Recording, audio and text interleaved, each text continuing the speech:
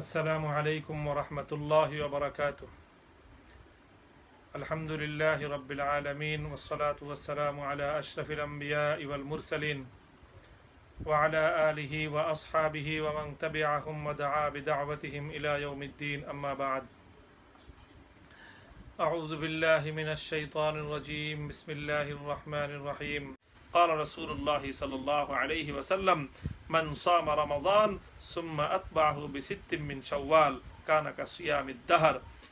আল্লাহ নবী বলেন, যে ব্যক্তি রমাদান মাসে রোজা রাখলো, রমাদানের পরে শাওয়ালে আরো 6টি রোজা তার সঙ্গে সংযুক্ত করলো, অর্থাৎ শাওয়াল মাসে 6টি রোজা রাখলো, কানা কাসিয়ামিদ দাহর, এই 6 রোজার মাধ্যমে সে যেন সারা বছর রোজা রাখলো, অর্থাৎ তার আমলনামার মধ্যে পূর্ণ 1 বছরই রোজা রাখার মতোই সে ইবাদত পালনকারী হয়ে গেল। এজন্য রমাদানের পরে শাওয়ালের 6 রোজা পালন করা এটি অত্যন্ত ফজিলতপূর্ণ একটি আমল, এবং এই আমলের মাধ্যমে একজন বান্দা সারা বছর রোজা রাখার সওয়াব এবং ফজিলত সে হাসিল করতে পারে। এটির তাৎপর্য হলো এবং এর ব্যাখ্যাটা হলো এই যে রমাদানে 1 মাস রোজা রাখলো, 29 রোজা হোক 30 রোজা হোক, সওয়াব আল্লাহ পাক রব্বুল আলামিন বান্দাকে পূর্ণটাই দিবেন। যদি চাঁদ 29 তারিখে চাঁদ দেখা যায়, তাহলে আল্লাহ পাক বান্দাকে পূর্ণ 1 মাসের সওয়াব দান করবেন। আর চাঁদ যদি 30 তারিখে দেখা যায়, তবু আল্লাহ রাব্বুল আলামিন বান্দাকে পূর্ণ 1 মাসের ফজিলতি আল্লাহ দান করবেন। সেই হিসাবে রমাদান 29 হোক বা 30 হোক, আমলনামায় রোজার সওয়াব 30টাই পাওয়া যাবে ইনশাআল্লাহ তাআলা আজিজ। তো 30 রোজা হলো, তো আল্লাহ রাসূল সাল্লাল্লাহু আলাইহি ওয়াসাল্লাম বলেছেন, কোরআনে পাকের মধ্যে অনেক জায়গায় বর্ণনা এসেছে, মান জাআ বিল হাসানাতি ফালাহু আশরু আমসালিহা, যে বান্দার যে কোনো একটি আমলের কমপক্ষে 10 গুণ সওয়াব আল্লাহ পাক রব্বুল আলামিন দান করবেন, যদি আমলটি নেক আমল হয়ে থাকে। তাহলে সেই হিসাবে যদি এই 1 মাস রোজা রাখা হয়, তাহলে সে যেন 10 মাস রোজা রাখলো।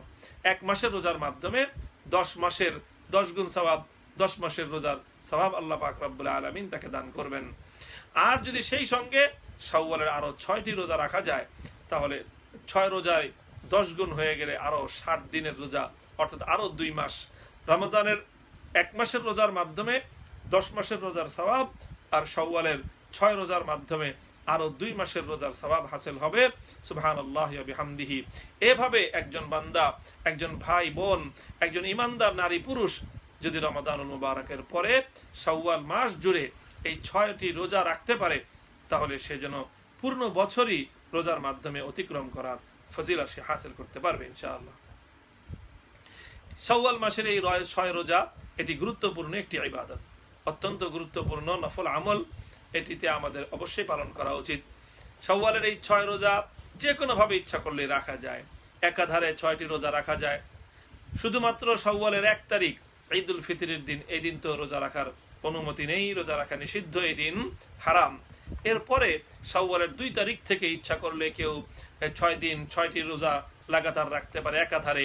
কেউ ইচ্ছা করলে একটা একটা করে রাখতে পারে নিজের সুবিধা মতে। যে কোনো ভাবে পূর্ণ শাওয়াল মাস জুড়ে এই অবকাশ আমাদের জন্য থাকছে। এই শাওয়াল মাস জুড়ে যদি 6টি রোজা রাখা যায়, তাহলে ইনশাআল্লাহ রমাদানুল মুবারকের 1 মাসের রোজার সাথে শাওয়াল মাসের 6টি রোজা আল্লাহ রাব্বুল আলামিন একই মানদণ্ডে আল্লাহ গ্রহণ করে নেবেন, এবং সারা বছর রোজা রাখার ফজিলত আল্লাহ পাক রব্বুল আলামিন দান করবেন। কাজেই শাওয়ালের এই 6 রোজা আমরা এভাবে রাখতে পারি, ইচ্ছা যেভাবে, যে কোনো ভাবে, একাধারে হোক, অথবা একটি রাখলাম, কয়েকদিন পর আবার আরেকটি রাখলাম, এভাবে করে পূর্ণ শাওয়াল মাসের মধ্যে 6টি রোজার সংখ্যা পূর্ণ করলেই যে কেউ এই ফজিলত হাসিল করতে পারে। তবে যদি এই ফজিলত হাসিল করার জন্য শাওয়াল মাসের 6 রোজার মাধ্যমে পূর্ণ বছরের রোজা রাখার যে সওয়াব, যে ফজিলত, এটি যদি হাসিল করতে হয়, তাহলে আগে রমাদানের রোজা পূর্ণ করতে হবে। যদি কোনো কারণে কারো রমাদানের রোজা ভঙ্গ হয়ে যায়, কোনো কারণে, অসুস্থতার কারণে হোক, অথবা সফরের কারণে হোক, কোনো ওজরের কারণে হোক, অথবা যে কোনো কারণে যদি রমাদানের রোজা কেউ ভঙ্গ করতে হয় কারো, তাহলে শাওয়ালের নফল রোজা রাখবার আগে তাকে রমাদানের এই ভাঙ্গা রোজাগুলো তাকে পূর্ণ করতে হবে। এগুলো পূর্ণ করার পর তারপরে শাওয়ালের 6 রোজা সেটি পূর্ণ করতে হবে। এই জন্য আমাদের মা বোনেরা তারা অনেকে হয়তো রমাদানের পূর্ণ রোজাগুলো রাখতে পারেন না, তাদের স্বাভাবিক তাদের যে আল্লাহ রাব্বুল আলামিনের সৃষ্টিগত সমস্যার কারণে তাদের অনেক সময় রোজা ভাঙতে হয়, কিছু রোজা তাদের রোজা ভাঙতে হয়। সেই রোজাগুলো যদি তার ভাঙ্গা হয় শাওয়াল মাসে, তাদের সেই রোজাগুলো আগে রাখতে হবে, রমাদানের কাজা রোজাগুলো আগে করতে হবে। কারণ হাদিসের মধ্যে যেটি বর্ণিত হয়েছে যে মান সামা রমাদান সুম্মা আতবাহু বিসিত্তিম মিন শাওয়াল, যে রমাদানের রোজা রাখার পর তারপরে শাওয়ালের 6 রোজা রাখতে হবে। আর তাছাড়া রমাদানের রোজা এটি হলো ফরজ রোজা, আর শাওয়ালের রোজা এটি হলো নফল রোজা। আর ফরজ ওয়াল ফরজ আউলা মিনান নাফিলা, ফরজ আল ফরিজত আউলা মিনান নাফিলা, ফরজ দায়িত্ব যেটি নিজের উপর অবধারিত সেটি যেটি ঐচ্ছিক তার উপর অগ্রগণ্য হবে। এই জন্য যাদের দায়িত্বে যে কোনো ফরজ ইবাদত থেকে যায় তারা আগে ফরজ ইবাদতগুলো পরিপালনে যত্নশীল হবে, এরপর তারা নফলের দিকে মনোযোগী হবে। এটি যে কোনো শরীয়তের যে কোনো ইবাদতের ক্ষেত্রেই হোক, প্রতিটি ইবাদতের ক্ষেত্রেই ফরজের স্থান এবং ফরজের গুরুত্ব সর্বাগ্রে, আর নফলের গুরুত্ব হলো অনেকটা ফরজের পরিপূর্ণতা দানকারীর মতো। কাজে আগে মূলটি পূর্ণ করতে হবে, তারপরে অতিরিক্ত বা এক্সট্রা যেটা সেটা পরবর্তীতে তার সঙ্গে যুক্ত হবে। এটি রোজার ব্যাপারে যেরকম কথা যে কারো দায়িত্বে যদি ফরজ রোজা কাজা থেকে গিয়ে থাকে তাহলে সে নফল রোজা রাখার আগে সে ফরজ রোজাগুলো রেখে সে নিবে, এটাই হলো উত্তম পন্থা। ঠিক তেমনি ভাবে কারো উপর যদি ফরজ জাকাত কারো উপরে দায়িত্বে থেকে যায়, যে জাকাত তার অনাদায়ী রয়েছে, সে জাকাত আদায় করেনি, সে জাকাত আদায় না করে সে নফল দান খয়রাত করবে না, বরং সে আগে ফরজ জাকাতগুলো সে দিয়ে নিবে, তারপরে আল্লাহ পাক যতটুকু তৌফিক দান করেন নফল দান খয়রাত এবং সাদাকা সে করবে। ঠিক তদ্রূপ কারো উপর যদি ফরজ নামাজ ফরজ থেকে যায় তাহলে আগে সেই ফরজ নামাজগুলো আদায় করবে, তারপরে আল্লাহ রাব্বুল আলামিন যতটুকু তাকে তৌফিক দান করেন নফল নামাজ সে আদায় করবে। এজন্য যারা অতীত জিন্দেগিতে অতীতের ফরজ ইবাদত যাদের দায়িত্বে রয়ে গেছে, হয়তো অতীতে দীর্ঘ একটা সময় উপলব্ধি ছিল না, গুনাহের অনেক বোঝা কাঁধের উপর যাদের রয়ে গেছে, অনেক আমলের দায়িত্ব যাদের কাঁধে রয়ে গেছে, জীবনে দীর্ঘ একটা সময় তারা পেছনে ফেলে এসেছেন, এখন এসে হয়তো তাদের অন্তরের মধ্যে অনুশোচনা সৃষ্টি হয়েছে, তাদের জীবনের আলোর সন্ধান তারা পেয়েছেন, অন্ধকারের পথ তারা পেছন দিকে ফেলে এসেছেন, এরকম অনেক ভাই রয়েছেন, অনেক বোন রয়েছেন। তো তাদের জন্য পরামর্শ হলো এই যে তারা তাদের অতীত জীবনে যে সমস্ত ফরজ আমলগুলো রয়ে গেছে, বিশেষ করে ইসলামের যে আরাকানে আরবা, যে 4 প্রধান ইবাদত নামাজ, রোজা, হজ এবং জাকাত, এর ফরজগুলো তারা আগে আদায় করে নেবেন। যে অর্থাৎ অতীতের যেই একজন মানুষ সে সাবালক হওয়ার পর থেকে, সাবালক সাবালিকা হওয়ার পর থেকে অদ্যাবধি যতগুলো ফরজ নামাজ সে তার ঈমান অবস্থায়, সে মুমিন থাকা অবস্থায় তার পালন করা হয়নি, এই সমস্ত নামাজগুলো তার দায়িত্বে, এটি আল্লাহ পাকের একটি ঋণ রয়ে গেছে। রোজা রাখা হয়নি, রোজাগুলো তার দায়িত্বে রয়ে গেছে। জাকাত দেওয়া হয়নি, জাকাতগুলো তার দায়িত্বে, তার স্কন্ধে রয়ে গেছে। হজ তার উপর ফরজ হয়েছিল, হজ সে করা হয় নাই, হজটি তার দায়িত্বে ফরজ রয়ে গেছে। কাজেই এগুলো আগে করার চেষ্টা করবে। এগুলো নিয়ে খুব বেশি পরেশান হওয়ার কিছু নেই। আমাদের সমাজে অনেকে ভিন্ন একটি পরিভাষা বিশেষ করে নামাজের ক্ষেত্রে ব্যবহার করা হয়, উমুরি কাজা। আবার নিজেরাই একটি পরিভাষা তৈরি করেছে উমুরি কাজা। এখন আবার প্রশ্ন তৈরি করা হয় যে উমুরি কাজা করতে হবে কিনা। জবাব দেওয়া হয় যে না, কোরআন হাদিসের মধ্যে কোথাও উমুরি কাজা আদায় করার কিছু নেই। ভাই, উমুরি কাজা শব্দটি তো কোরআন হাদিসের মধ্যে নেই। কাজা তো কাজা, অর্থাৎ একজন মানুষ তার দায়িত্বে যে সকল নামাজ আদায় হয়নি, কাজা হয়ে গেছে, সেই কাজা একদিন আগের হোক, 1 মাস আগের হোক, 1 বছর আগের হোক, 10 বছর আগের হোক, যদি কারো দায়িত্বে কোনো ফরজ ইবাদত থেকে যায় তাহলে সেই ফরজ ইবাদতটি তাকে পালন করতে হবে। এটি হলো তার দায়িত্বে অর্পিত দায়িত্ব।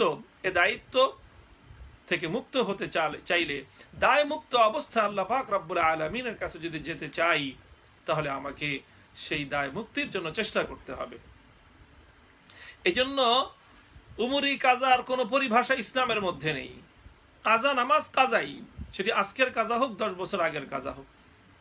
একজন মুমিনের যে সকল ফরজ নামাজগুলো তার কাজা হয়ে গেছে সেগুলো তাকে আদায় করার জন্য চেষ্টা করতে হবে। রাসূল সাল্লাল্লাহু আলাইহি ওয়াসাল্লাম সাহাবায়ে কেরামের জিন্দেগিতে ঘটনাচক্রে কখনো নামাজ কাজা হয়ে গিয়ে থাকলে তারা সেই নামাজ আদায় করেছেন, কাজা নামাজ তারা ছেড়ে দেননি। কাজী কাজা নামাজ আমাদেরকেও আদায় করতে হবে। প্রিয় ভাই, যদি অতীতের অনেক কাজা, অনেক নামাজ, অনেক রোজা কাজা হয়ে গিয়ে থাকে, যেটা চিন্তা করলে অনেক বেশি বোঝা বলে মনে হয়, তাদের জন্যে দুশ্চিন্তার কোনো কারণ নেই। উলামায়ে কেরাম কোরআন সুন্নাহর আলোকে তাদের জন্য পরামর্শ দিয়েছেন। ইয়া ইবাদিয়াল্লাযীনা আসরাফু আলা আনফুসিহিম লা তাকনাতু মির রাহমাতিল্লাহ। আল্লাহ রাব্বুল আলামিন নিরাশ হতে নিষেধ করেছেন, বরং আল্লাহর রহমতের প্রতি আশাবাদী হয়ে অগ্রসর হতে বলেছেন। তুমি তোমার সাধ্যের আলোকে চেষ্টা করো। আল্লাহ বলেছেন ওয়াল্লাযীনা জাহাদু ফিনা লানাহদিয়ান্নাহুম সুবুলানা। আল্লাহর বান্দা বান্দি যখন নিজের সাধ্যের আলোকে চেষ্টার শেষ বিন্দুটুকু সে ব্যয় করে, তখন আল্লাহ রাব্বুল আলামিনের রহমত তার দিকে ধাবিত হয়ে আসে এবং আল্লাহর রহমত তাকে আল্লাহ পর্যন্ত পৌঁছানোর ব্যবস্থা করে দেয়। আমাদের দায়িত্ব, আমাদের কাজ হলো আমরা আমাদের সাধ্য এবং সামর্থ্যের আলোকে আমরা আমাদের সবটুকু উজাড় করে দিয়ে আল্লাহ পর্যন্ত পৌঁছার, আল্লাহর রহমত হাসিল করার জন্য নিজের সবটুকু আমরা নিবেদন করব। আমরা যখন সবটুকু আমাদের নিবেদন করব, তখন আল্লাহর রহমত আমাদের দিকে এগিয়ে আসবে। হাদিসে কুদসির মধ্যে আল্লাহ পাক রব্বুল আলামিন ইরশাদ করেছেন, মান তাকাররাবা ইলাইয়া জিরাআন তাকাররাবতু ইলাইহি বা'আন, মান তাকাররাবা ইলাইয়া শিবরান তাকাররাবতু ইলাইহি জিরাআন, ওয়া মান তাকাররাবা ইলাইয়া জিরাআন তাকাররাবতু ইলাইহি বা'আন। আমার যে বান্দা আমার দিকে 1 বিঘত আধা হাত অগ্রসর হয়, আল্লাহ বলেন যে আমি তার দিকে 1 হাত এগিয়ে যাই।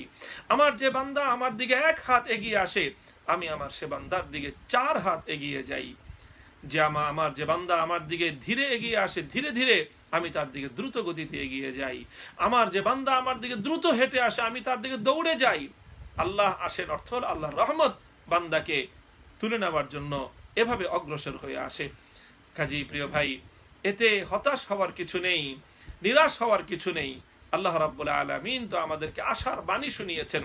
তবে সমস্ত আশার বাণী, সমস্ত আশার আলো হলো তাদের জন্যে যারা আল্লাহর জন্য নিজেকে নিবেদন করবে এবং নিজের চেষ্টাটুকু যারা ব্যয় করবে। কিন্তু দুর্ভাগ্যজনকভাবে মানুষের একটি স্বভাব হলো এই যে মানুষ চায় নিজের, আমাদের মানবীয় স্বভাব এটি। আল্লাহ রাসূল সাল্লাল্লাহু আলাইহি ওয়াসাল্লাম নিজেই হাদিসের মধ্যে ইরশাদ করেছেন, মা রাআইতু মিসলান নারি নামা হারিবুহা ওয়া মা রাআইতু মিসলাল জান্নাতি নামা তালিবুহা। আল্লাহ নবী বলেন যে জাহান্নামের মতো ভয়াবহ আযাব থেকে বাঁচতে সকলেই চায়, আর জান্নাতের মতো লোভনীয় জিনিস এটি অর্জন করতে, হাসিল করতে সবাই চায়। এত লোভনীয় জিনিস হাসিল করতে চায়, অর্জন করতে চায়, আর অত ভয়াবহ এক জিনিস থেকে, আযাব থেকে পরিত্রাণ চায়। কিন্তু চাইলে কি হবে, মানুষ ঘুমিয়ে ঘুমিয়ে চায়। এর জন্য যে ন্যূনতম পরিশ্রমটুকু করতে মানুষ সম্মত হয় না, প্রস্তুত হয় না। এটি হলো মানবীয় স্বভাব। এই জন্য তাবেঈ কাছে এসে জিজ্ঞাসা করেছিলেন একজন মশহুর তাবেঈর কাছে, বুখারী শরীফের মধ্যে বর্ণিত হয়েছে, যে আপনি শুধুমাত্র এই সকল কঠিন কঠিন কথা কেন বলেন, কঠিন কঠিন কথা বলেন কেন? আপনি আমাদেরকে সহজ সহজ কথা বলেন। তিনি বললেন যে দেখো, আমি কঠিন কথা বলে মানুষকে নিরাশ করবার কে?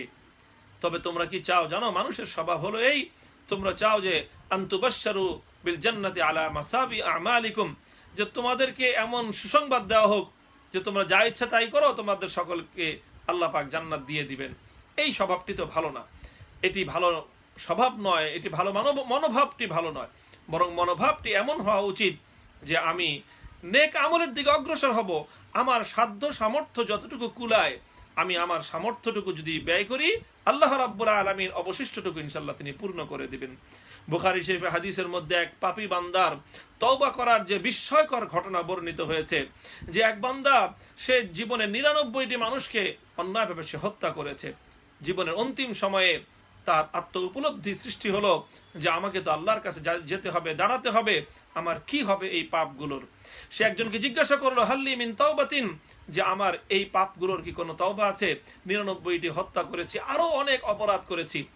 যাকে সে জিজ্ঞাসা করেছিল সে কোনো আলেম ছিল না, তার কাছে আসমানি কিতাবের ইলম ছিল না। সে তাকে কঠোর কথা বলে দিল যে তোমাকে আল্লাহ মাফ করবেন কিভাবে, তোমার কোনো মাফ নেই। এই কথা শুনে অপরাধী ব্যক্তিটি আরো ক্ষিপ্ত হয়ে সে তাকেও হত্যা করে দিল। অর্থাৎ তার 100টি হত্যাকাণ্ড পূর্ণ হলো। কিন্তু তার ভিতরে যে সত্যের যে সন্ধান, অনুসন্ধিৎসা জাগ্রত হয়েছিল সেটি তার নিবৃত্ত হলো না। সে আরো ভালো কোনো ব্যক্তির সন্ধানে সে সামনে অগ্রসর হলো এবং একজন আহলে ইলমের সাক্ষাৎ সে পেয়ে গেল। তাকে জিজ্ঞাসা করলো হাল্লি মিন তাওবাতিন, আমার কি তওবা কবুল হওয়ার কোনো সুযোগ আছে? সে বলল অবশ্যই আছে। আল্লাহ রাব্বুল আলামিন, তুমি পাপী বান্দা যত গুনাহ করতে পারো, আমি তুমি সারা দুনিয়ার মানুষ মিলে আমরা যত পাপ যত গুনাহ করি না কেন, আমাদের সকলের যাবতীয় সকল পাপগুলো যদি একত্রিত করা হয়, এটি আল্লাহ পাক রব্বুল আলামিন রহমতের দরিয়ার সামনে এক ফোঁটা পানির চেয়ে বেশি কিছু নয়। আমরা বন্ধুগণ, আমরা যত পাপ করতে পারি, আমাদের রব, আমাদের মালিক, তিনি রহমান, তিনি রহিম, তিনি গফফার, তিনি এর চেয়ে হাজার লক্ষ কোটি গুণ বেশি ক্ষমা করতে পারেন। তো সেই লোকটাকে বলল যে হ্যাঁ, তুমিও মাফ পাবে, ক্ষমা পেতে পারো, তবে শর্ত হলো তোমাকে তোমার পাপের পথ অতিক্রম ছেড়ে দিয়ে তোমাকে কল্যাণের দিকে, নেকির পথে তোমাকে ধাবিত হতে হবে। কি করতে হবে? বলল তুমি একটা কাজ করো, তোমাকে একটা পরামর্শ দিই। তোমার পরামর্শ হলো যে তুমি এখন যে এলাকায় অবস্থান করছো, এই এলাকাটা এটি তোমার খারাপ এবং অন্যায় এবং অপরাধের নানা সঙ্গী সাথী জড়ানো, কাজে এই এলাকায় থাকলে তুমি ভালো হতে পারবে না। তুমি এই এলাকা থেকে হিজরত করে অন্য এলাকায় চলে যাও, যেখানে গিয়ে তুমি সৎসঙ্গ পাবে, যেখানে গিয়ে তুমি সোহবতে সালেহ পাবে, যেখানে গিয়ে তুমি ভালো মানুষের সাহচর্য পাবে। লোকটি বলল এটি করলে হবে? বললেন যে হ্যাঁ, তুমি যদি তোমার পাপ ছেড়ে দিয়ে কল্যাণের দিকে, নেকির পথে যদি তুমি অগ্রসর হও, তাহলে আল্লাহ তোমাকে মাফ করে দিবেন। বাস, লোকটি বড় আশা নিয়ে সে রওনা করে দিল। অল্প কিছু দূর পথ চলার পর, এখনো অর্ধেক পথ সে অতিক্রম করেনি, ইতিমধ্যে তার মৃত্যুর সময় উপস্থিত হয়ে গেল এবং তার সাকরাতুল মউত শুরু হয়ে গেল। মাথা চক্কর দিয়ে লোকটি জমিনের মধ্যে পড়ে গেল। কিন্তু জমিনের মধ্যে পড়ে গেল, তার ভিতরে আল্লাহকে পাওয়ার, নাজাত পাওয়ার এবং তওবা কবুল করার, তওবা আল্লাহর নিকট গ্রহণযোগ্য করার তার ভিতরে যা উদগ্র বাসনা ছিল, সেটি তাকে আরো কিছুক্ষণ অনুপ্রাণিত করলো। এবং সে মাটিতে পড়ে যাওয়ার পরেও সে ওই সাকরাতুল মউত, মৃত্যু যন্ত্রণার মধ্যেও সে হামাগুড়ি দিয়ে আরো কিছু দূর পথ চলল। ওই অবস্থায় তার জান কবজ করার জন্য ফেরেশতা 2 দল হাজির হয়ে গেল। একদল ফেরেশতা তারা যারা মুমিনিনদের আরওয়াহ, নেককারদের আরওয়াহ যারা কবজ করে থাকে, আরেক দল ফেরেশতা তারা যারা বদকারদের, খারাপ মানুষের জান কবজ করে থাকে। উভয় প্রকারের ফেরেশতারা এখানে এসে একত্রিত হয়ে গেল এবং তাদের মধ্যে পারস্পরিক বিতর্ক শুরু হলো যে কারা এই লোকের জান কবজ করবে। যারা নেককারদের জান কবজ করে তারা বলল এই লোকের পরিণাম শেষ অবস্থা তার ভালো, আর যারা ওই বদকারদের জান কবজকারী ফেরেশতা তারা বলল যে এই লোকের সারা জীবনের পাপ কাজ তার সবকিছুই খারাপ, তার জীবনে ভালো কোনো কাজের পরিণাম তো নেই। 2 দল ফেরেশতা বিতর্কে লিপ্ত হয়ে আল্লাহর কাছে ফয়সালা চাইলো যে আল্লাহ, আমরা এখন কি করতে পারি? আল্লাহ রাব্বুল আলামিন বললেন, এক কাজ করো, তোমরা, এই লোকটা একটা এলাকায় থাকতো, সেখান থেকে হিজরত করে সে এখন অন্য আরেকটা এলাকার দিকে যাত্রা শুরু করেছে। তোমরা উভয় এলাকা থেকে পরিমাপ করো জায়গা, সে কোন এলাকার দিকে বেশি অগ্রসর, বেশি নিকটবর্তী। যদি সে আগের পাপের এলাকার দিকে বেশি নিকটবর্তী হয়, তাহলে সে পাপী বান্দা হিসাবে মৃত্যু হবে। আর যদি সে নেক এলাকার দিকে অধিক নিকটবর্তী হয়, তাহলে নেককার হিসাবে তার জান কবজ হবে। আল্লাহর পক্ষ থেকে ফয়সালা চলে আসলো। ফেরেশতারা 2 দিক থেকে জমিন পরিমাপ করতে আরম্ভ করলো। ঘটনা তো ছিল, বাস্তবতা হলো এই যে সে এখনো অর্ধেক পথ অতিক্রম হয়ে আসেনি, বরং কাজেই সে আসলে তার সে সাবেক এবং পূর্বের সেই অন্যায় এবং অপরাধের এলাকার অধিক নিকটবর্তী ছিল। সেই হিসাবে তার বদকার হিসেবেই তার জান কবজ হওয়ার কথা। কিন্তু আল্লাহ রাব্বুল আলামিন কত রহিম তার বান্দার প্রতি। আল্লাহ পাক রাব্বুল আলামিন জমিনের প্রতি 2টো হুকুম জারি করে দিলেন। এই এলাকার জমিনকে আল্লাহ বলেন ইলতাইমি, তুমি সংকুচিত হয়ে যাও। আর ওই এলাকার জমিনকে আল্লাহ পাক রব্বুল আলামিন বলে দিলেন যে তুমি প্রশস্ত হয়ে যাও। কাজেই তার পূর্ববর্তী এলাকা থেকে তার জায়গাটা এটা একটু প্রশস্ত হয়ে গেল, আর যেই এলাকার দিকে সে যাচ্ছিল হিজরত করে সেই এলাকার জমিনটা একটু সংকুচিত হয়ে গেল। ফেরেশতারা উভয় দিক থেকে পরিমাপ করতে করতে এসে দেখলো যে যেই এলাকার দিকে সে যাচ্ছিল সেই এলাকার দিকে কিছুটা সে অগ্রসর হয়ে গেছে। আল্লাহ রাব্বুল আলামিনের ফয়সালা অনুযায়ী সারা জিন্দেগি পাপের পথে চলেও অন্তিম সময়ের আল্লাহর দিকে ধাবিত হওয়ার এই উদগ্র বাসনা এটা আল্লাহ কবুল করে নিয়ে তার জন্য এই কুদরতি আয়োজনের মাধ্যমে আল্লাহ পাক রব্বুল আলামিন তার ভালো পরিণামের ব্যবস্থা করে দিলেন। প্রিয় দর্শক, এটি কোনো কল্পনার ঘটনা নয়, এটি সহিহ হাদিসের মাধ্যমে বর্ণিত আল্লাহ রাসূল সাল্লাল্লাহু আলাইহি ওয়াসাল্লামের বর্ণিত ঘটনার বিবরণ আমি আপনাদের সম্মুখে উপস্থাপন করলাম। কাজে আমি বলছিলাম আমাদের দায়িত্বে যদি কোনো ফরজ ইবাদত থেকে থাকে তাহলে আগে আমরা সেই ফরজ ইবাদতটুকু করার প্রতি আমরা মনোযোগী হব। হতাশ হওয়ার কোনো কারণ নেই। আমি চেষ্টা করি যতটুকু পারি। উলামায়ে কেরাম পরামর্শ দিয়েছেন, তারা পথ বাতলে দিয়েছেন যে আমরা এভাবে করতে পারি, যার অতীতের জিন্দেগিতে অনেক বেশি ফরজ নামাজ কাজা হয়ে আছে, সবগুলো কাজা নামাজ একসঙ্গে আদায় করতে হবে এমনটি নয়। আমি অল্প অল্প অল্প অল্প করে আদায় করি। আমি আমার বর্তমান নামাজ কন্টিনিউ করি, আর অতীতের নামাজ থেকে প্রতি ওয়াক্তে এক ওয়াক্ত করে আমি নামাজ কাজা করি। অর্থাৎ ফজরের নামাজের সময় আমি অতীতের এক ওয়াক্ত ফজরের নামাজ, ফজরের ফরজ 2 রাকাত নামাজ, আর জোহরের ওয়াক্তের সময় অতীতের এক ওয়াক্ত ফজর এই জোহরের 4 রাকাত ফরজ নামাজ, আসরের ওয়াক্তে অতীতের একদিনের এক ওয়াক্ত আসরের 4 রাকাত ফরজ নামাজ, মাগরিবের সময় একদিনের মাগরিবের 3 রাকাত অতীতের ফরজ নামাজ, আর এশার সময় একদিন 4 রাকাত এশার ফরজ নামাজ আর 3 রাকাত ভিতরের ওয়াজিব নামাজ কাজা করে নেই। এভাবে একদিন করে আমি একদিনে অতীতের একদিন নামাজ কাজা করতে থাকি। এভাবে আমি করতে করতে যদি আমার মৃত্যুর সময় চলেও আসে, ইনশাআল্লাহ আল্লাহ রাব্বুল আলামিন আমাকে দায় মুক্ত অবস্থায় আমার জন্য আল্লাহ পাক রব্বুল আলামিন আখিরাতের সফরের ব্যবস্থা করে দিবেন। আল্লাহ তো করবেন ইনশাআল্লাহ, তবে আল্লাহ করবেন যখন আমি এবং আপনি আমার চেষ্টা এবং আমার পরিশ্রমটুকু আমরা পরিপূর্ণভাবে আমরা সাধ্যের শেষ সীমা পর্যন্ত আমরা করব, তো আল্লাহ রাব্বুল আলামিন আমাদেরকে রহমতের কোলে তুলে নেবেন ইনশাআল্লাহুল আজিজ। প্রিয় দর্শক, আমরা আলোচনা খুব দীর্ঘায়িত আর করব না, তো কাজেই আমি রমাদানুল মুবারকের এই অন্তিম সময়ে আবারও বলছি যে আসুন আমরা নিজেদের জীবনকে আমরা একটু পরিবর্তন করে ফেলি। রমাদান উপলক্ষে আমরা যে কল্যাণকে আঁকড়ে ধরেছি, রমাদান উপলক্ষে নেক আমলের দিকে আমরা যে ধাবিত হয়েছি, রমাদান উপলক্ষে অনেক মানুষ 5 ওয়াক্ত নামাজ পড়েছি, এই 5 ওয়াক্ত নামাজ যেন আমার রমাদানের পরেও কন্টিনিউ হয়। রমাদানের মধ্যে আমরা অনেক আমাদের মা বোনেরা তারা হিজাব করেছেন, পর্দা করেছেন, তারা বোরকা পরেছেন, তারা নিজের শরীরকে আবৃত রেখেছেন। ঈদের দিন থেকে তার পরবর্তীতেও তারা তাদের এই হিজাবের আমল তারা অব্যাহত রাখুন। অনেক ভাই, যুবক ভাই রমাদানুল মুবারক উপলক্ষে তাদের মুখের দাড়ির উপর তারা কাঁচি, তারা ব্লেড শেভ করেননি, কাঁচি লাগাননি। আল্লাহ রাসূল সাল্লাল্লাহু আলাইহি ওয়াসাল্লামের প্রিয় সুন্নাত তারা কর্তন করেননি।